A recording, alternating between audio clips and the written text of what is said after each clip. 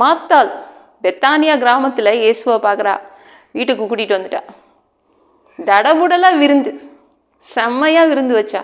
அவங்க தங்கச்சி காலடியிலேயே உட்காந்துட்டா. அவ்வளோ மரியாதை, அவ்வளோ மதிப்பு இயேசுவுக்கு கொடுக்கப்படுது.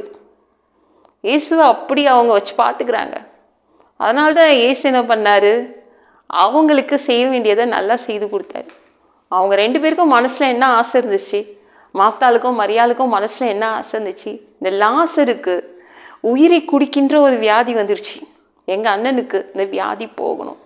எத்தனை பேருக்கு உயிரை குடிக்கின்ற வியாதி இருக்குது.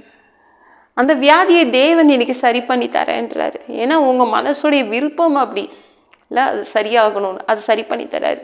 மரியாளுக்கும் மாத்தாளுக்கும் அந்த ஆசை தான் இருந்துச்சு. எங்கள் அண்ணன் சரியாகி வந்துட்டா போதும், இந்த உயிரை குடிக்கின்ற இந்த வியாதி சரியாயிடணும், இந்த மோசமான வியாதி, பொல்லாத வியாதி சரியாயிடணும், அப்படி தான் நினச்சாங்க.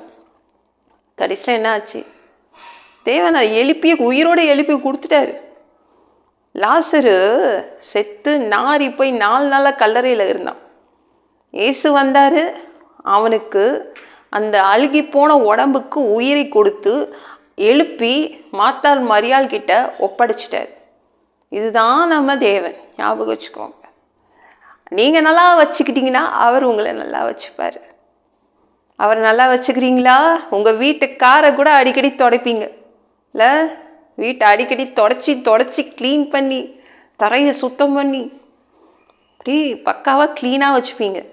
ஏசுகிட்ட பேசுங்க, இயேசுவை நல்லா வச்சுக்கோங்க, இயேசுவை நல்லா வச்சுக்க கற்றுக்கோங்க, சரிங்களா?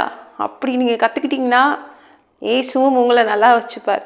உங்கள் மனதின் ஆசைகள் நிறைவேறும். இந்த வீடியோ பிடிச்சிருந்துச்சுன்னா மற்றவங்களுக்கும் ஷேர் பண்ண மறக்காதீங்க. கர்த்தர் தாமே உங்களை ஆசீர்வதிப்பாராக.